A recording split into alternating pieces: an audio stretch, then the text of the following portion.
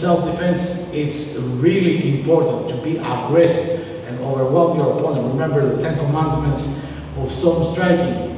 You inevitably will have to step with your strikes, especially with your straight punches. All right. So a part of the outward movement and the weight transfer is to go on to a new position, transferring your weight forward, which will mean stepping. So one thing is the step itself, the other thing is to start to combine stepping, which is in itself its weight transfer, with rotation and some dropping. Okay, so it will be 1, 2. And what you do is basically that you move your whole structure forward, generating power at the same time and striking at the same time. So it's not something like this, where there's no rotation or weight transfer, it's just movement. It's just locomotion. What you want to do is make out of it power movements. 1, 2, 3. And you put it all together. So a very basic drill to get you into this kind of mode is 1, 2, and 1, 2 starting from the left, and the third being punch with stepping forward.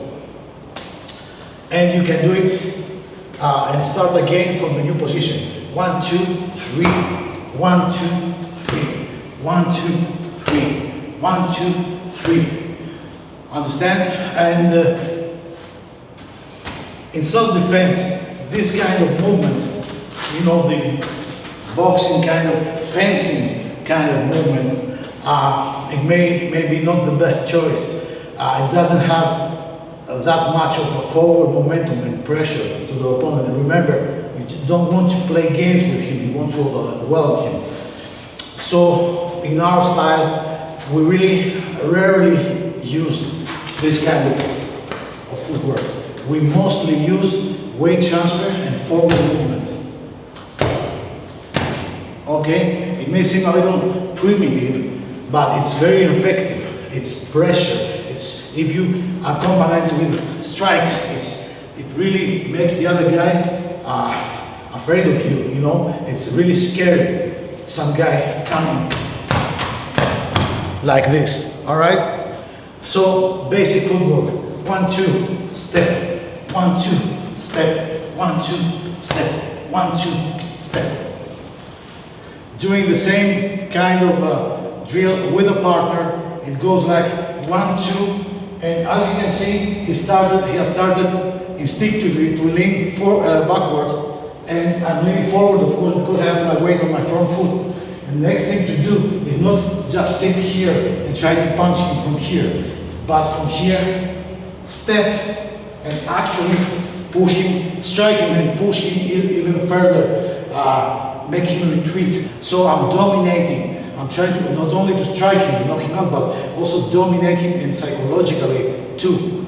All right, so it's 1, 2, bam, and forward again. And now I can strike him with other strikes. But the initial strike, most of the times, that naturally goes with this kind of aggressive footwork, are the straight strikes. All right, 1, 2, 1. Boom, and now I'm coming forward. The next one, look, our range also dictates that I still have to use a long range strike will be a straight punch, bam. And now, as I'm coming sideways, I may land like a circular punch or an overhand, or even use some kind of takedown device. But doing it with a partner, it will be 1, 2, as you can see, we start from here, jamming his hand, landing the first strike, my weight is forward. Now I'm going to step and transfer my weight, and I can go on from here. And you can see also another thing supplementary to all of this forward pressure is that if I do this, you can see that my head goes to the side, and then I move again to the side. That makes me also, apart from everything else, a more difficult target to hit. And I'm going towards his side, which makes it a lot more difficult for him to counter, you see? And here is much easier to take him down or do a wrestling